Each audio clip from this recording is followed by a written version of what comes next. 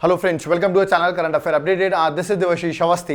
जैसे आपको पता होगा मैंने इंपॉर्टेंट टॉपिक की सीरीज स्टार्ट की थी। मैंने कहा था टोटल 7 लेक्चर्स आएंगे, तो आज उसका लेक्चर नंबर 3 है। और आज जो इंपॉर्टेंट टॉपिक जो इस साल आपके यूपीएससी के मेनली याद रखिएगा असिस्टेंट कमांडेंट है, प्रीलिम्स आने वाला है, आपको अदर एग्जाम्स भी आने वाले हैं स्टेट सर्विसेज के। तो याद रखिए पूरी तरीके से करंट अफेयर्स जो है, जो चीज इंपॉर्टेंट रही है वो मैंने कवर किया हुआ है। तो यहां पर आज जो हमारा सेक्शन डिस्कस होने वाला है वो है पॉलिटी और कॉन्स्टिट्यूशन से रिलेटेड। तो देखते हैं पॉलिटी और कॉन्स्टिट्यूशन से आपको क्या पढ़ के जाना है। तो याद रखिएगा एग्जाम से पहले इस लेक्चर को जरूर देखिएगा और प्रीवियस दोनों लेक्चर्स को भी आप देख लीजिएगा। ओके, तो चलिए स्टार्ट करते हैं। देखते हैं पॉलिटी में क्या चीज न्यूज में थी। ओके, तो देखिए एक आर्टिकल बड़ा न्यूज में आ गया, article 16(3). Remember what is this? Remember news में कैसे आया? Local reservation in private sector. ठीक है, प्राइवेट सेक्टर पे लोकल रिजर्वेशन मतलब आप जिस स्टेट से बिलोंग करते हैं। हरियाणा ने क्या किया, न्यूज में इसलिए आया, हरियाणा ने क्या किया, 75% जो वहां पर प्राइवेट सेक्टर है उसमें लोकल एम्प्लॉयमेंट ही मिलेगी। रिमेंबर, तो ये उन्होंने कर दिया, बट पंजाब हाईकोर्ट और हरियाणा हाईकोर्ट ने इसको हटा दिया है। रिमेंबर, इसको कैंसिल कर दिया है। तो इसी बात पर वो सुप्रीम कोर्ट चले गए। तो ये न्यूज में क्या आ गया, लोकल रिजर्वेशन प्राइवेट सेक्टर। ऐसा नहीं कि हरियाणा फर्स्ट स्टेट है जिसने कोशिश की है, अदर स्टेट्स भी कर चुके हैं, ठीक है, लाइक मध्य प्रदेश। बट अब यहां पर इंपॉर्टेंट क्या होता है, आर्टिकल नंबर 16(3). क्या याद रखना आपको, पार्लियामेंट चाहे तो, याद रखिए ये काम स्टेट लेजिस्लेचर के पास पावर नहीं है। पार्लियामेंट चाहे तो remember may make a law prescribing a requirement of residence for jobs in particular state. Parliament कोई ऐसी कंडीशंस बना सकती है जिस तरह भी स्टेट लेजिस्लेचर ने बना दिया कि लोकल को ही आपको प्राइवेट सेक्टर में 75% आपको लोकल को ही रखना पड़ेगा, उस स्टेट के ही लोगों को रखना पड़ेगा। ऐसा पार्लियामेंट, ऐसा स्टेट लेजिस्लेचर नहीं कर सकती, बट पार्लियामेंट चाहे तो ऐसा कर सकती है। रिमेंबर, और this power vest in parliament and not in state legislature. ये पॉइंट आपको याद रखना है। और पंजाब हरियाणा ने ऐसा किया है और ऑफ कोर्स इस पर बहुत डिस्प्यूट चल रहा है। ओके, तो अब वो सुप्रीम कोर्ट गए, देखते हैं क्या होता है। बट याद रखिए आर्टिकल 16(3) न्यूज में है। ओके, नेक्स्ट इंपॉर्टेंट चीज न्यूज में क्या है, याद रखिए ओबीसी बहुत न्यूज में रहा है। आपको पता होगा एक कमीशन ही बनी है, national commission for backward classes, जो कि एक कॉन्स्टिट्यूशनल बॉडी है। 2 आर्टिकल भी न्यूज में आए थे, आर्टिकल नंबर 338B और आर्टिकल नंबर 342A। रिमेंबर, दोनों आर्टिकल्स आप पढ़ लीजिएगा, मैंने ऑलरेडी पॉलिटी में पढ़ाया हुआ है। रिमेंबर, और ये amendment 102nd constitutional amendment act 2018 जिसके थ्रू बॉडी क्रिएट की गई है। और अभी रिसेंटली इसमें अमेंडमेंट भी हुआ, याद रखिएगा। तो 104th कॉन्स्टिट्यूशनल अमेंडमेंट एक्ट 2020 भी न्यूज में है, क्योंकि इसी में अमेंडमेंट किया गया है। क्या अमेंडमेंट किया है वो आपको देखना पड़ेगा, ठीक है। इसके साथ साथ एक कमीशन भी न्यूज में, जस्टिस रोहिणी कमीशन। रिमेंबर, ये बनी है कमीशन किसके लिए, sub categorisation of other backward classes. कहने का मतलब लेट अस सपोज ओबीसी में 27% रिजर्वेशन है। रिमेंबर, अब ओबीसी में भी अलग अलग कैटेगरी होती है, तो हो सकता है कुछ ओबीसी की ऐसी कैटेगरी हो जिनको रिजर्वेशन नहीं मिल पा रहा हो, ठीक है। मैक्सिमम जो ऊपर वाले हो ओबीसी में, जो अच्छा खासा रिजर्वेशन मिल चुका, वही बार बार रिजर्वेशन ले रहे हो, तो इसीलिए ये सब कैटेगराइज करने की बात की गई। फॉर एग्जांपल ओबीसी में ही एक्स को फॉर एग्जांपल 2% मिलेगा, वाई को फॉर एग्जांपल 4% मिलेगा, ऐसे करके 27% को फॉर एग्जांपल डिवाइड कर दिया जाएगा। तो उसे कहा जा रहा है सब कैटेगराइजेशन। कैसे किया जाएगा उसके लिए कमीशन स्टैब्लिश की गई, इसका नाम है रोहिणी कमीशन। रिमेंबर, और इसी से आपको आर्टिकल नंबर 340 भी याद रखना है, क्योंकि 340 आर्टिकल जो है वो प्रोवाइड करता है कि आप कमीशन अपॉइंट कर सकते हैं to investigate the conditions for the improvement of backward classes. इसी को देखते हुए एक रोहिणी कमीशन अपॉइंट की गई है। तो ओबीसी मैंने बताया ना बहुत न्यूज में, तो एटलीस्ट ये बेसिक फैक्ट्स आपको याद रखना है। आर्टिकल्स इनके जरूर पढ़ लीजिएगा,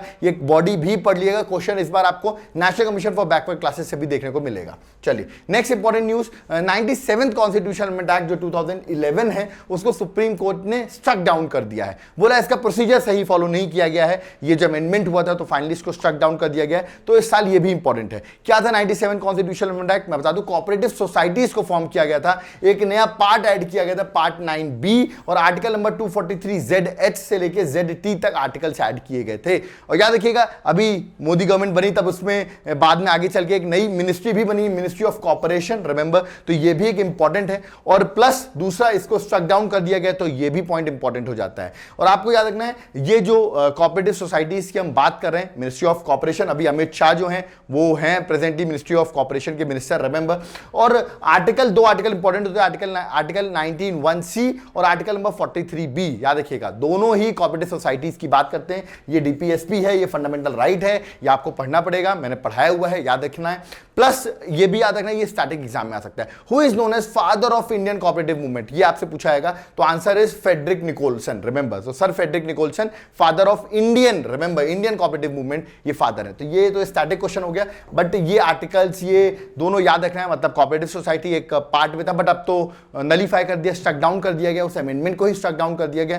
तो आपको बैकवर्ड लिंकेज में चीजें चीजें याद रखनी है। आगे बढ़ते हैं। नेक्स्ट जो न्यूज में यूनिफॉर्म सिविल कोड बहुत न्यूज में, आर्टिकल नंबर 44 के अंदर liberal intellectual principle, directive principle of state policy के अंदर आता है। तो यूसीसी के बारे में भी आप पढ़ लीजिएगा, मेंस में भी क्वेश्चन आएगा, प्रीलिम्स में भी क्वेश्चन देखने को मिलेगा। ऑफिशियल लैंग्वेज जिस तरह आपने सुना होगा, हिंदी लैंग्वेज पे बहुत डिबेट हो रहा है, प्लस उससे पहले एक लैंग्वेज थी तुलु लैंग्वेज, याद रखिएगा। और तुलु लैंग्वेज जनरली कर्नाटक और केरल में बोली जाती है। इन्होंने डिमांड किया था जो ऑफिशियल लैंग्वेज है, 22 ऑफिशियल लैंग्वेजेस हैं, उसमें तुलु लैंग्वेज को भी इंक्लूड किया जाए। तो इसीलिए ऑफिशियल लैंग्वेज टॉपिक ही इंपॉर्टेंट हो जाता है। ऑफिशियल लैंग्वेज याद रखिए, कॉन्स्टिट्यूशन में आर्टिकल नंबर 17 पार्ट 17 के अंदर आर्टिकल नंबर 343 से लेके आर्टिकल नंबर 351 तक ये आर्टिकल डील करते हैं। इसके बाद डिटेल इस चैप्टर को जरूर पढ़िए, इस बार ऑफिशियल लैंग्वेज से भी क्वेश्चन आएगा, रिमेंबर। नेक्स्ट आगे बढ़ते हैं। पब्लिक अकाउंट कमेटी एक बार गो थ्रू करिएगा। 22 मेंबर्स होते हैं, आपको पता होगा, 15 लोकसभा से, 7 राज्यसभा से। और पब्लिक अकाउंट कमेटी बहुत इंपॉर्टेंट कमेटी, पैक। इसी से हमें क्या याद आता है, कंट्रोलर ऑडिटर जनरल, रिमेंबर। आप इसको पढ़ सकते हैं, मैं फिर से रिपीट कर रहा हूं, एक बार पढ़ना, आपको समझ में आएगा what is public account committee. Okay, इसका जो चेयरमैन होता है वो स्पीकर अपॉइंट करता है अमंग सिक्स मेंबर, जो 22 मेंबर्स है, रिमेंबर, उसी में से ही एक स्पीकर अपॉइंट करता है। टोटल 22 मेंबर्स होते हैं, 15 Lok Sabha, 7 Rajya Sabha. Legislative council important है। लेजिस्लेटिव काउंसिल क्यों इंपॉर्टेंट है? वेस्ट बंगाल ने लेजिस्लेटिव असेंबली तो है ही, लेजिस्लेटिव काउंसिल बनने की डिमांड की है वहां पर, तो इसलिए न्यूज में आ गया। आर्टिकल नंबर 169 इंपॉर्टेंट हो जाता है, किस तरह आप लेजिस्लेटिव काउंसिल क्रिएट कर सकते हैं, एबॉलिश कर सकते हैं, एक बार गो थ्रू कर लेना आप, रिमेंबर। और लेजिस्लेटिव काउंसिल अभी एट प्रेजेंट 6 स्टेट्स में, याद रखना, अभी एट प्रेजेंट 6 स्टेट्स में लेजिस्लेटिव काउंसिल है। बाकी स्टेट्स में सिर्फ एक हाउस है, बाकी 6 स्टेट्स में दोनों हाउसेज हैं, लेजिस्लेटिव काउंसिल भी है और लेजिस्लेटिव असेंबली भी है। गो थ्रू करना। Inter state river water dispute हमेशा इंपॉर्टेंट रहा है, रिवर के बीच में जो डिस्प्यूट्स होते हैं, आर्टिकल नंबर 262 पर है, इसको भी एक चैप्टर को पढ़ लेना, मैंने पढ़ाया हुआ है। एंटी डिफेक्शन लॉ बिल्कुल इस बार इंपॉर्टेंट है। इस बार मेरा मानना है एंटी डिफेक्शन लॉ से एक जरूर क्वेश्चन देखने को मिलेगा। 52nd अमेंडमेंट एक्ट 1985 के थ्रू अमेंडमेंट किया गया था, remember. 91st constitutional amendment act भी इंपॉर्टेंट है। एक बार एंटी डिफेक्शन लॉ एक बार चैप्टर ही पढ़ लेना, पूरा पॉलिटी मैंने पढ़ाया हुआ है, इस बार क्वेश्चन एंटी डिफेक्शन लॉ से देखने को मिलेगा। इलेक्टोरल बॉन्ड्स भी इंपॉर्टेंट है। इलेक्टोरल बॉन्ड की बात करूं तो बजट 2017-18 में इंट्रोड्यूस किया गया था इलेक्टोरल बॉन्ड्स को। एक तरीके से आप किसी पॉलिटिकल पार्टी को डोनेशन कर सकते हैं एनोनिमस होके। कहने का मतलब आपका जिन्होंने डोनेट किया है मनी, वो पता नहीं चलेगा। कैसे? आप जाइए बैंक पर, जो एसबीआई है इलेक्टोरल बॉन्ड इशू करता है, वहां पर जाइए। फॉर एग्जांपल आप 1000 रुपए का एक बॉन्ड खरीदिए और बोलिए ये बॉन्ड जो है मैंने भारतीय जनता पार्टी के लिए परचेज किया हुआ है, और आप 1000 रुपए देंगे, वो आपको बॉन्ड दे देंगे। और ये बॉन्ड आपको याद रखना, आपने 1000 रुपए दिए, ठीक है, और वहां से जाकर जो पॉलिटिकल पार्टी है वो जाकर कलेक्ट कर लेगी, उसको पता चल जाएगा कि ओके इतने इलेक्टोरल बॉन्ड्स जो हैं उनको मिले हैं, और उसका जाकर कैश करा लेगी। मतलब कहने का मतलब ये हुआ कि आप इलेक्टोरल बॉन्ड्स के थ्रू आप जब बैंक पे जाएंगे, जब आप पैसा देंगे तो उनके बारे में सब आइडिया होगा, आप कौन है वगैरह वगैरह, और आपको इलेक्टोरल बॉन्ड दे दिए जाएंगे। वो इलेक्टोरल बॉन्ड पॉलिटिकल पार्टीज को मिल जाएंगे और पॉलिटिकल पार्टी उसका कैश ले सकती है। तो एक तरीके से डोनेशन का थोड़ा सा लेजिटिमेट सिस्टम बना दिया गया है। और यहाँ पे डोनर का नाम जो रहेगा वो मेंशन नहीं रहेगा, ये अच्छी बात है, एनोनिमस है, वरना पता चल जाएगा किसने किसको डोनेट किया है, तो ये एनोनिमस रहेगा। यहाँ पे मैक्सिमम लिमिट नहीं है, आप कितना भी डोनेट कर सकते हैं। एक बार जरूर जाके इलेक्टोरल बॉन्ड आपके टाइम हो तो जरूर एक बार पढ़ लेना, मैंने थोड़ा बहुत आपको बेसिक बता दिया है। आगे बढ़ते हैं। नेक्स्ट याद रखिएगा, मैं इस क्लास में पूरा टॉपिक नहीं समझा सकता हूं, बट मैं आपको इंपॉर्टेंट टॉपिक्स बता रहा हूं जो एग्जाम पर्सपेक्टिव से इंपॉर्टेंट है। नेक्स्ट ईवीएम और वीवीपैट रिमेंबर दोनों इंपॉर्टेंट है। EVM electronic voting machine, voter verifiable paper audit trial, दोनों इंपॉर्टेंट है। एग्जाम में क्वेश्चन फ्रेम किया गया है लास्ट ईयर भी, इस साल भी क्वेश्चन आने के चांसेस हैं। ईवीएम में थोड़ा सा बेसिक बता दो, मैक्सिमम 2000 वोट एक ईवीएम में काउंट हो सकते हैं, 64 कैंडिडेट एक ईवीएम में मैक्सिमम आ सकते हैं, रिमेंबर। और फर्स्ट टाइम ईवीएम आज तक 1982 में केरल की कॉन्स्टिट्यूएंसी में यूज हुई थी। ईवीएम में और डिटेल्स आप पढ़ सकते हैं, एग्जाम पर्सपेक्टिव से इंपॉर्टेंट है। प्लस वीवीपैट भी इंपॉर्टेंट है, दोनों आई होप मैंने पढ़ाया हुआ है, मेंस में ही पढ़ाया हुआ है, एक बार जरूर गो थ्रू करिएगा, एग्जाम में क्वेश्चन फ्रेम किए जाएंगे। डिलिमिटेशन कमीशन डन मानिए, इस साल क्वेश्चन है आपके एग्जाम में। डिलिमिटेशन कमीशन, इसका बाउंड्री कमीशन भी कहते हैं। डिलिमिटेशन कमीशन में कुछ पॉइंट्स आपको याद रखना है, आर्टिकल 82 याद रखना, क्योंकि इसी के थ्रू डिलिमिटेशन कमीशन क्या होती है, देखो ये तो मैंने पढ़ाया हुआ है, इसी को बाउंड्री कमीशन कहते हैं, जहां कॉन्स्टिट्यूएंसी डिसाइड करते हैं कि भाई इस कॉन्स्टिट्यूएंसी के अंदर आप वोट करोगे, प्रॉपर एक रीमैपिंग होती है। तो याद रखिए, जम्मू एंड कश्मीर एक नया यूनियन टेरिटरी बना हुआ है, तो उसकी डिलिमिटेशन हो रहा है, तो इसलिए वो न्यूज में है। आर्टिकल 82 में पार्लियामेंट इनैक्ट कर सकता है डिलिमिटेशन एक्ट, हर सेंसस के बाद करना पड़ता है, ठीक है। अभी तक डिलिमिटेशन मैं बता दूं 1952 में, 1963 में, 1973 में, 2002 में 4 time delimitation commission have been set up, ये भी आपको याद रखना है। और डिलिमिटेशन कमीशन को याद रखना, अपॉइंट कौन करता है? प्रेसिडेंट अपॉइंट करता है इन कोलैबोरेशन विथ, याद रखिएगा, इलेक्शन कमीशन ऑफ इंडिया। इसमें मेंबर्स कौन थे? कंपोजिशन अगर देखा है तो रिटायर्ड सुप्रीम कोर्ट जज होंगे, चीफ इलेक्शन कमिश्नर होंगे और एक रिप्रेजेंटेटिव होगा स्टेट इलेक्शन कमिश्नर का, जिस भी स्टेट का आप डिलिमिटेशन कर रहे होंगे फॉर एग्जांपल। तो ये चीज आपको याद रखना है। बेसिक देखो, एक बार डिलिमिटेशन कमीशन पढ़ लेना, आपका टाइम हो तो एक बार गो थ्रू कर लेना। मैं पूरा टॉपिक तो नहीं पढ़ा सकता, बट स्टिल ये क्वेश्चन इंपॉर्टेंट है। थोड़ा बहुत मैंने बता दिया, इसमें बहुत कुछ और भी चीजें हैं, तो एक बार गो थ्रू जरूर करो delimitation commission. Next, central Vista redevelopment project, इसको गो थ्रू कर सकते हो। किस मिनिस्ट्री के अंदर प्रोजेक्ट बन रहा है ये कंफ्यूजिंग हो सकता है। Ministry of housing and urban affairs, इसके अंदर क्या है वो मैं आपको बताता हूं। एक नई पार्लियामेंट की बिल्डिंग बन रही है, सेंट्रल सेक्रेटरिएट बन रहा है, न्यू रेजिडेंस बन रहा है प्राइम मिनिस्टर का और वाइस प्रेसिडेंट का, प्रेसिडेंट का नहीं वाइस प्रेसिडेंट का, रिमेंबर, और न्यू बिल्डिंग बन रही है पीएमओ की। तो ये इंपॉर्टेंट है, प्रोजेक्ट है, आप इसको गो थ्रू कर सकते हो। किस मिनिस्ट्री के अंदर है ये इंपॉर्टेंट है। चलिए नेक्स्ट, इनर लाइन परमिट, इसको जरूर पढ़ लेना, मैंने बहुत बार करंट अफेयर्स में डिस्कस किया हुआ है। Inner line permit, inner line permit at present north east की अगर बात करें तो 4 स्टेट्स में नॉर्थ ईस्ट में है, मणिपुर में भी रिसेंटली इंक्लूड कर दिया गया, तो आप याद कर सकते हैं ये वाले स्टेट्स जो है ना सबसे ईस्ट साइड में आप देख रहे हैं, अरुणाचल प्रदेश, नागालैंड, मणिपुर और मिजोरम, यहां इनर लाइन परमिट है। अब इनर लाइन परमिट होता क्या है, किस एक्ट के अंदर किया जाता है, ये सब चीजें आपको पढ़नी पड़ेंगी। अभी एट प्रेजेंट 4 नॉर्थ ईस्ट के स्टेट्स में है इनर लाइन परमिट। नेक्स्ट बात करें, bill on the terms of, याद रखिएगा, sacrileges pending need president assent Punjab to centre. देखिए ये हिंदू का एक न्यूज़पेपर में कटिंग आई थी, वो मैं आपको बता देता हूं। देखिए मेरा मानना है ब्लास्फेमी पर क्वेश्चन आ सकता है। ब्लास्फेमी को ही आप क्या कहते हो? सैक्रिलेज कहते हो, रिमेंबर। तो सैक्रिलेज और ब्लास्फेमी दोनों एक चीज है, अलग अलग वर्ड है, तो इस पर क्वेश्चन फ्रेम करने में यूज कर सकते हो। होता क्या है, ब्लास्फेमी का मतलब होता है, लेट अस सपोज कोई रिलीजियस चीज है, स्कल्पचर हो सकता है, रिलीजियस बुक हो सकती है, और वहां पर जाकर आप उसको गलत तरीके से ट्रीट करो। कहने का मतलब आप वहां जाकर गलत चीजें करो, ठीक है, जिससे कि वो उसको डिसरिस्पेक्ट करना। कहने का मतलब ट्रीटिंग अ रिलीजियस ऑब्जेक्ट या कोई भी प्लेस हो सकती है रिलीजियस की, जिसको आप disrespect, without respect that it deserves, वो आप डिसरिस्पेक्ट कर रहे हो उसकी, अगर आप ऐसा करते हो तो उसे कहते हैं ब्लास्फेमी, रिमेंबर। तो अभी रिसेंटली पंजाब में देखा गया कि ऐसा कोशिश की गई कि वहां पर जो गुरु ग्रंथ साहिब है, रिमेंबर, उसको डिस्टर्ब करने की, तो लोगों ने वहां पर जिस बंदे ने कोशिश की उसको मार डाला, रिमेंबर। तो ये बड़ा इंपॉर्टेंट हो गया कि लोगों ने उसकी लिंचिंग कर दी वहां पर। तो इसी पर ये चाह रही है, पंजाब गवर्नमेंट चाह रही थी, ये इलेक्शन से पहले की बात है, कि वहां पर ब्लास्फेमी के केसेस में अगर कोई भी रिलीजन को डिस्ट्रॉय करने की कोशिश करता है उसको हम लाइफ इंप्रिजनमेंट प्रोवाइड करें, बट इसके लिए प्रेसिडेंट का एसेंट होना जरूरी है, क्योंकि इस बिल को ऐसी कोई चीजें होती है तो गवर्नर जो है साइन नहीं करता, प्रेसिडेंट के लिए रख देता है, तो प्रेसिडेंट का एसेंट होना जरूरी है। तो सेंटर से कहा जा रहा है, पंजाब कह रही है कि आप इस बिल को साइन करें फॉर एग्जांपल। तो ब्लास्फेमी क्या होता है वो याद रखना आप, ठीक है, डिसरिस्पेक्टिंग वाली बात है। नेक्स्ट आर्टिकल नंबर 311, ये इंपॉर्टेंट है। इसमें इंपॉर्टेंट क्या है, जैसे कि आर्टिकल 311 में 2 और 3, आर्टिकल में 311 का 2 और 3 इंपॉर्टेंट क्या है, पहले आर्टिकल में 311 भी इंपॉर्टेंट है, याद रखिएगा। कोई भी मेंबर चाहे वो सेंट्रल और स्टेट सर्विसेज का हो, shall be dismissed by an authority subordinate to that by which he has appointed. मतलब जो भी अथॉरिटी उसको अपॉइंट करती है वही उसको रिमूव कर सकती है, उसके नीचे वाले पर्सन नहीं कर सकते। फॉर एग्जांपल स्टेट सर्विसेज में गवर्नर अपॉइंट करता है तो गवर्नर ही रिमूव कर सकता है, उसके नीचे वाली अथॉरिटी उसको रिमूव नहीं कर सकती।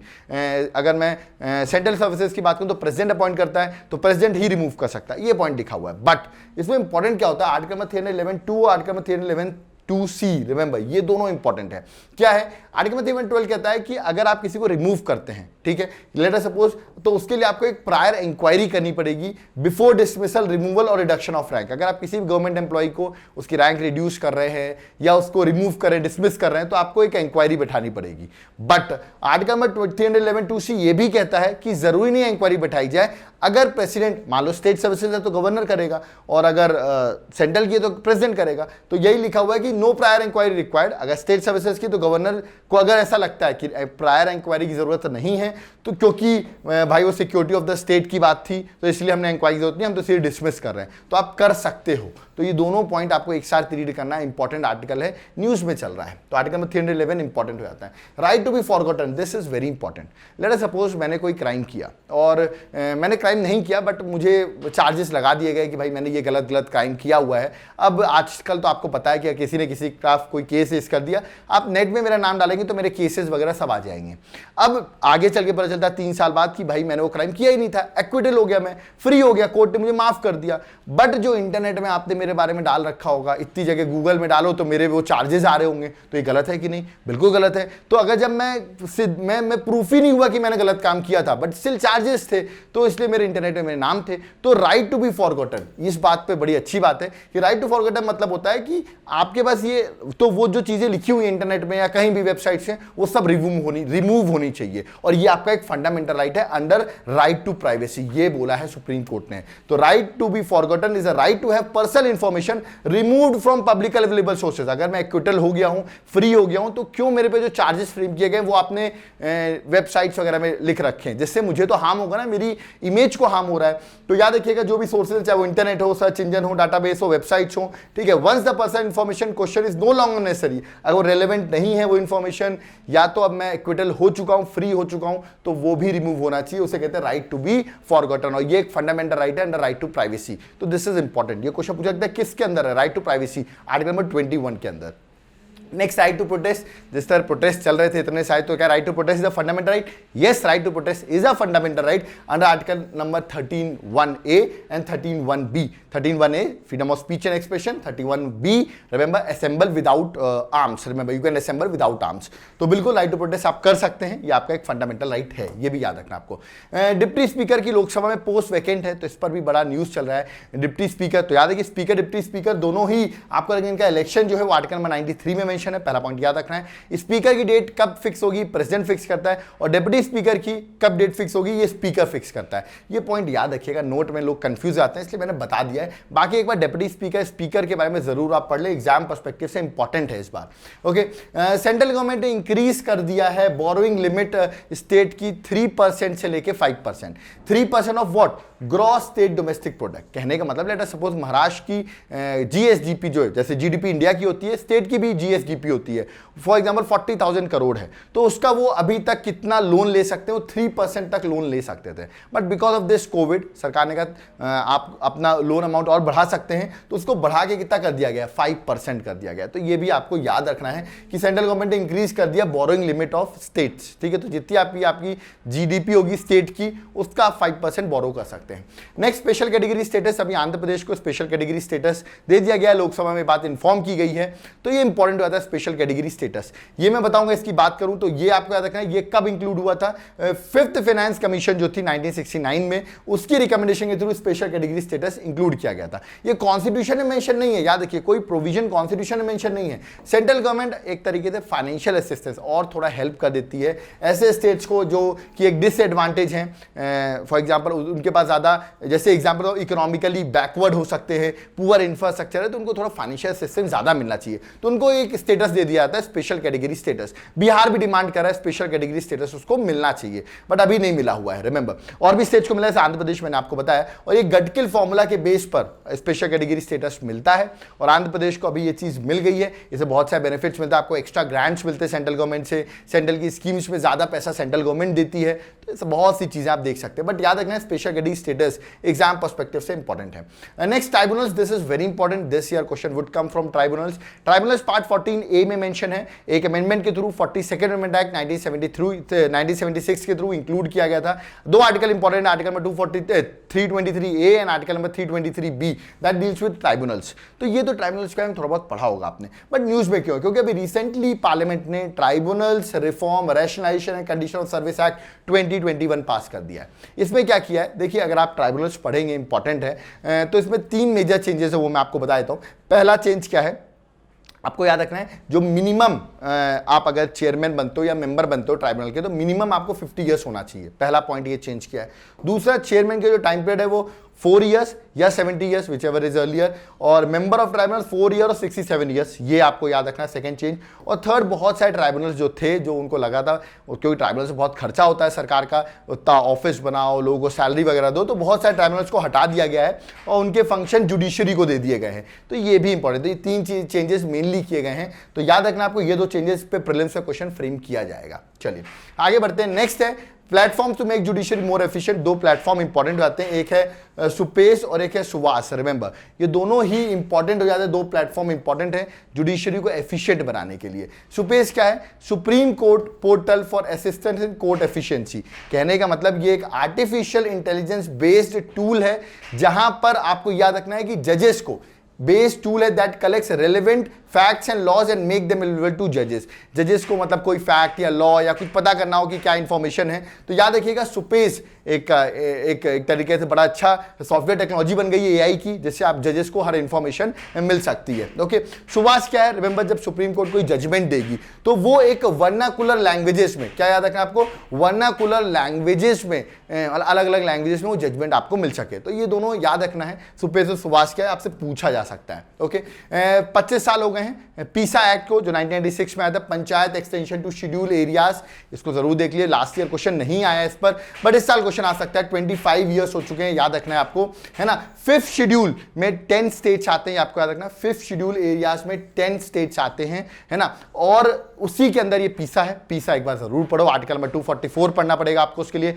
मैंने पूरा पीसा पढ़ाया हुआ है, एक बार गोतू जरूर कर लेना। मिनिस्ट्री जो है वो मिनिस्ट्री ऑफ पंचायती राज है, बहुत कुछ है पीसा में, मैं रिपीट कर रहा हूं। जो 5th शेड्यूल एरियाज होते हैं वहां पर पीसा लगता है, याद रखना आपको, है ना। और 10 स्टेट से यहां पर पीसा अप्लाई हो रहा है, मतलब this is very important. Okay, चलिए नेक्स्ट, फॉरेस्ट राइट एक्ट, इसको भी एक बार गो थ्रू कर लेना, मैंने करंट अफेयर्स की क्लास में कराया हुआ है। एफआरए एक्ट 2006, इस पर क्वेश्चन, इस बार इसके जो फीचर्स हैं उस पर क्वेश्चन फ्रेम किया सकते हैं, तो एक बार करंट अफेयर्स का मैं लेक्चर देख लेना, वहां मैंने कराया हुआ है। सीबीआई और ईडी का टेन्योर एक्सटेंड कर दिया गया, तो सीबीआई और ईडी दोनों एज अ बॉडी इंपॉर्टेंट हो जाती हैं। उनका डायरेक्टर का टेन्योर पहले 3 ईयर हुआ करता था, अब उसको एक्सटेंड करके कर दिया गया 5 ईयर, दोनों के ही डायरेक्टर्स का, तो इंपॉर्टेंट है। सीबीआई आपको पता है कि स्टैट्यूटरी बॉडी नहीं है। सीबीआई जो है पावर अपना डराइव करती है दिल्ली पुलिस एस्टेब्लिशमेंट एक्ट 1946 के एक्ट से, but it is not a statutory body, कहने मतलब इसका खुद का कोई एक्ट नहीं है, ठीक है। और सीबीआई 1963 में स्टैब्लिश हुई थी मिनिस्ट्री ऑफ होम अफेयर्स के रेजोल्यूशन से, बट अब ये किस मिनिस्ट्री के अंदर आती है? This is also important, ministry of personal and public grievances के अंदर ये मिनिस्ट्री, ये सीबीआई जो है वो आती है, ये आपको याद रखना है। और किसकी रिकमेंडेशन सीबीआई स्टैब्लिश हुई थी? Santhanam committee on prevention of corruption के रिकमेंडेशन से सीबीआई को स्टैब्लिश किया गया था। तो सीबीआई को थोड़ा बहुत बता दिया और गो थ्रू कर लेना। ईडी भी इंपॉर्टेंट है, ईडी अभी आपने सुना होगा, झारखंड में जो आईएएस ऑफिसर हैं, ठीक है, उन पर ईडी का न्यूज चल रहा है, वैसे ईडी हमेशा न्यूज में रहती है। एनफोर्समेंट डायरेक्टोरेट की बात करें, मिनिस्ट्री ऑफ फाइनेंस के अंदर आती है, याद रखिएगा। Department of revenue ministry of finance के अंदर ही आती है, और इसके अंदर 2 लॉ को अप्लाई करती है, ये आपको बड़ा इंपॉर्टेंट है, फेमा और PMLA, that is prevention of money laundering act 2002 और फॉरेन एक्सचेंज मैनेजमेंट एक्ट 1999। तो ये दोनों एक्ट जो है इन्फोर्स करती है ईडी, तो इन दोनों के डायरेक्टर का टेन्योर कर दिया गया है 5 years, so this is important. Lokpal एक बार जरूर गो थ्रू कर लेना, मैंने लोकपाल पढ़ाया हुआ है, एग्जाम पर्सपेक्टिव से इंपॉर्टेंट है। लोकपाल आपको ही पता 2013 में स्टैब्लिश किया गया था एक एक्ट पास करके, तो it is a statutory body, ठीक है। लोकपाल में मल्टी मेंबर बॉडी होती है, एक चेयरमैन होता है, 8 मेंबर्स होते हैं, गो थ्रू कर लेना। 8 मेंबर्स में ये बोला गया है कि 50% मेंबर जुडिशियल होंगे, ये आपको याद रखना है। 8 half will be judicial members, और 8 में से याद रखना है 50% जो होंगे वो SC ST OBC माइनॉरिटी या वुमेन ही होंगी। और ये भी इंपॉर्टेंट है कि इसका जो चेयरमैन होगा उसका टाइम पीरियड आप देख लीजिए, 5 ईयर्स और 70 years, which ever is earlier. Tribunals का क्या था? 4 ईयर्स और 70 ईयर्स चेयरमैन का, यहाँ 5 ईयर्स और 70 ईयर्स है। अभी पिनाकी घोष जो है वो फर्स्ट लोकपाल बने हैं, जो चेयरमैन बने हैं। मेंबर्स जो होंगे ऑफकोर्स प्रेसिडेंट अपॉइंट करेगा एक सिलेक्शन कमेटी की रिकमेंडेशन से, और सिलेक्शन कमेटी में मेंबर्स कौन होंगे? प्राइम मिनिस्टर होंगे जो चेयरमैन होंगे, स्पीकर ऑफ लोकसभा होगा, leader of opposition of Lok Sabha होगा, चीफ जस्टिस ऑफ इंडिया होगा, या तो जज nominated by chief justice of India, और अगला जो होगा 1 एमिनेंट ज्यूरिस्ट। तो आपको याद रखना है कि ये सिलेक्शन कमेटी होगी जो मेंबर्स डिसाइड करेगी। सो ये तो मैंने थोड़ा बहुत बता दिया आपको, वैसे आप लोकपाल एक बार पढ़ लेना, मैंने लोकपाल पढ़ाया हुआ है, ओके। लोकपाल भी इंपॉर्टेंट है एग्जाम पर्सपेक्टिव से।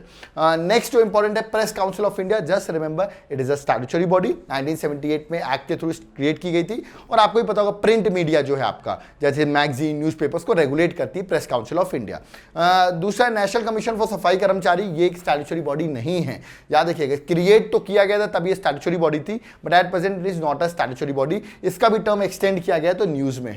गुड गवर्नेंस इंडेक्स, इससे क्वेश्चन 110% देखने को आपको मिलेगा। Good governance index 2021, good governance day हम बनाते हैं 25 दिसंबर को, आपको पता होना चाहिए, अटल बिहारी वाजपेयी के बर्थडे पर। तो इसको गुड गवर्नेंस इंडेक्स प्रिपेयर कौन करता है? Department of administrative reform and public grievances, याद रखना आपको। तो ये आपको याद रखना है कि कौन से डिपार्टमेंट के अंदर, ठीक है, किस डिपार्टमेंट के अंदर और किस मिनिस्ट्री के अंदर आता है department? Ministry of personnel public grievances and pension के अंदर ये गुड गवर्नेंस इंडेक्स पब्लिश किया था इस बाय रैंकिंग के अकॉर्डिंग।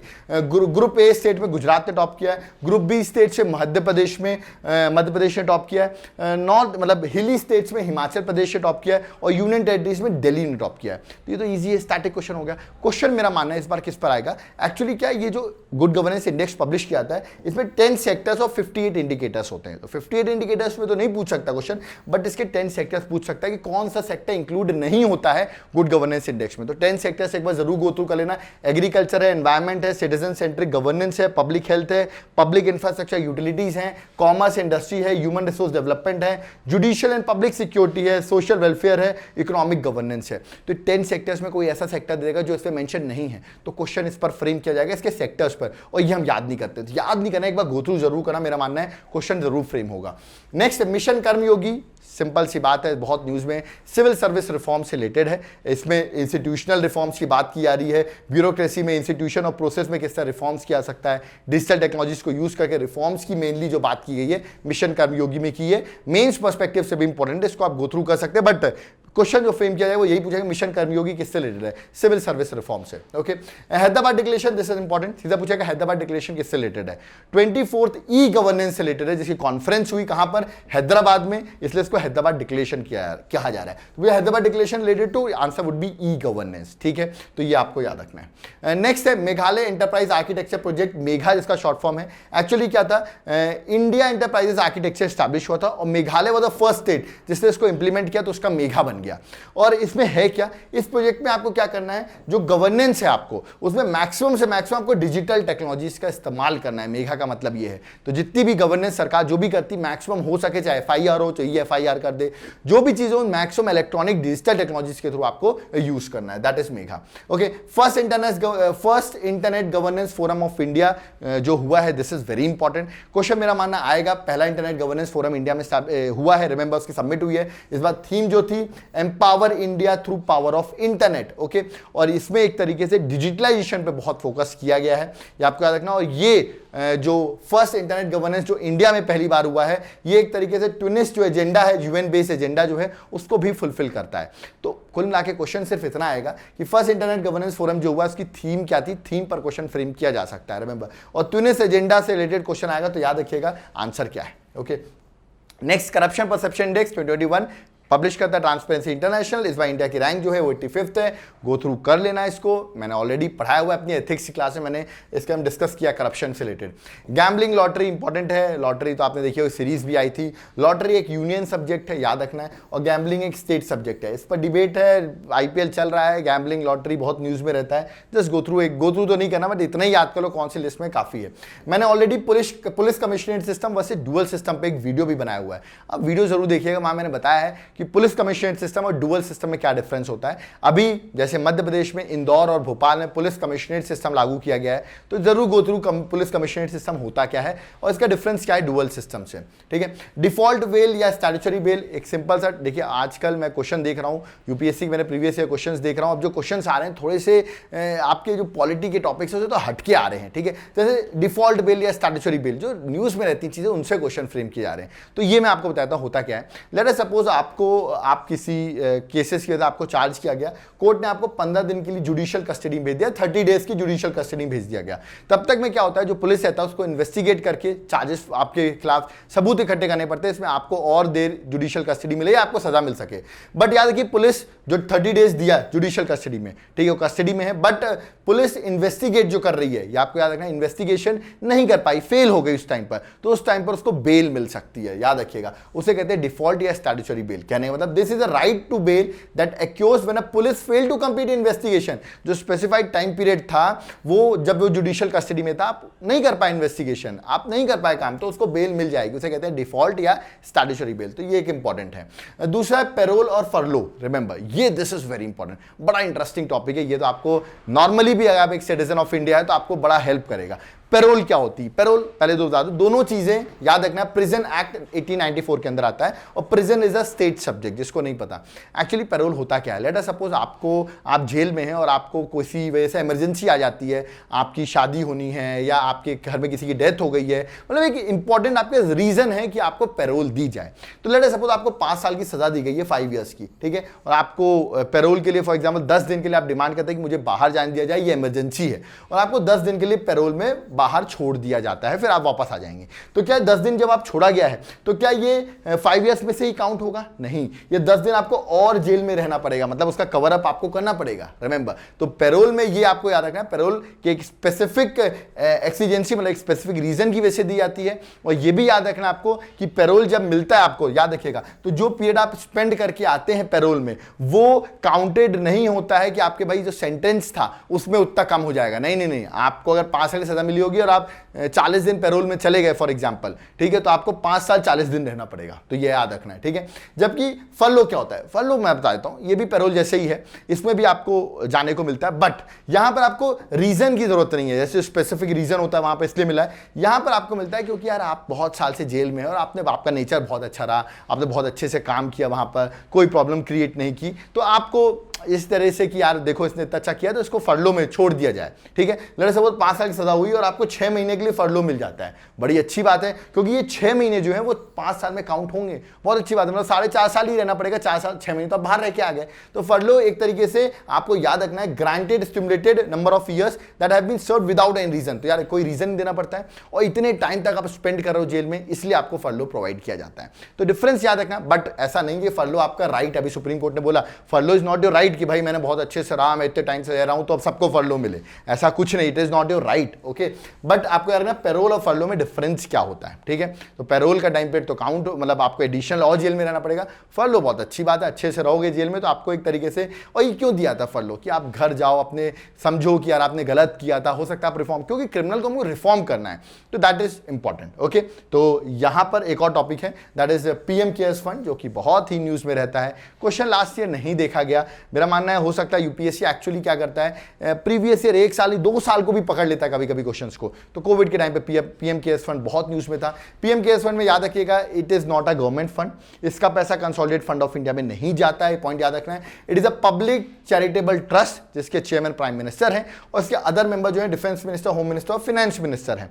अगर आप पीएम केयर्स फंड में आप देते हैं तो याद रखिए जो कॉर्पोरेट सोशल रिस्पॉन्सिबिलिटी है, जिसमें कंपनीज को अपना 2% प्रॉफिट जो रहता है वो देना पड़ता है, तो आप अगर पैसा देते हो तो सीएसआर के अंदर ये काउंट हो जाएगा। अच्छी बात है, अगर आप कंपनीज को डोनेट करना तो डोनेट कर सकते हो, सीएसआर के अंदर काउंट हो जाएगा, रिमेंबर। प्लस आपको इनकम टैक्स में भी 100% एग्जेम्पशन मिलेगा अगर आप पीएम केयर्स फंड में अगर आपने डोनेट किया हुआ है। प्लस पीएम केयर फंड को ऑडिट कौन करता है? कैग करता है? नहीं, इसका खुद का एक इंडिपेंडेंट ऑडिटर होगा जो इसको ऑडिट करेगा, ओके। तो ये थी चीजें सारी जो कि पॉलिटी में न्यूज में थी, मैंने सारी चीजें कवर कर दी। आई थिंक कुछ बहुत कुछ सीखने को मिला होगा आपको, चाहे स्टैट्यूटरी बेल की बात करें, पेरोल और फरलो की बात करें, तो ये सब चीजें आपने बहुत कुछ सीखी होंगी। अगर आप चाहते हैं हमारे कोर्स को ज्वाइन करना चाहते हैं जहां पर हमको पॉलिटी एकदम स्टार्टिंग से आपको पढ़ाते हैं, आप 2023 का प्रीलिम्स मेंस देना चाहते हैं, क्रैक करना चाहते हैं, तो आप हमारे कोर्स को ज्वाइन करें जहां पर हम आपको डिटेल में आपको बताएंगे एनसीईआरटी कैसे रीड की जाती है, कैसे बेसिक्स अपने स्ट्रॉन्ग करेंगे और फर्स्ट अटेम्प्ट में कैसे आपका एग्जाम क्रैक हो सकता है। प्लस हम आपको, अगर आप हमारा कोर्स ज्वाइन करेंगे तो आपको इसमें हम नोट्स भी प्रोवाइड करेंगे। अब आप कहेंगे सर कोर्स कैसे ज्वाइन करें, उसके लिए एप्लीकेशन डाउनलोड करो। एप्लीकेशन का नाम है Devashish classes, link description box में, ऐप डाउनलोड करो। कोई डाउट क्वेरी आप कॉन्टैक्ट भी कर सकते हैं, सर प्रिपरेशन कैसे करनी है। नोट्स भी हम आपको प्रोवाइड करेंगे, वो भी हैंड रिटन नोट्स रहेंगे, तो आपके एग्जाम में बहुत हेल्प करेंगे। तो आप, और अगर आप इस बार भी एग्जाम दे तो आप इस नोट्स को ऑर्डर कर सकते हैं। नोट्स के लिए आपको सैंपल देखना चाहते हैं, लिंक मैंने डिस्क्रिप्शन बॉक्स में दिया है, वीडियो आप देख लो, नोट्स पसंद आते हैं तो जरूर आप ऑर्डर कर सकते हैं, कॉल कर सकते हैं हमको गिवन नंबर पर, ओके। तो यहां पर हमारा 3rd लेक्चर कंप्लीट होता है। अभी 7 लेक्चर्स हैं टोटल, 4 लेक्चर्स और बचे हैं। इसके बाद आप अपने बेसिक जरूर पढ़ लेना, पॉलिटी, ज्योग्राफी, हिस्ट्री, ये सब पढ़ के जरूर जाना और इसको एक बार गो थ्रू कर लेना इन 7 लेक्चर्स को। आई होप आपका एग्जाम जो होगा बहुत अच्छा होगा। और एंड में मैं, जैसे लास्ट टाइम भी मैंने बताया था, इस बार भी बताऊंगा मेरे कोर्स से कितने % क्वेश्चंस आएंगे, तो जरूर गो थ्रू करें, सीरियसली गो थ्रू करें। पीडीएफ टेलीग्राम ग्रुप में अवेलेबल हो जाएगी। कोई डाउट क्वेरी है कमेंट बॉक्स में कमेंट कर सकते हैं। Thank you.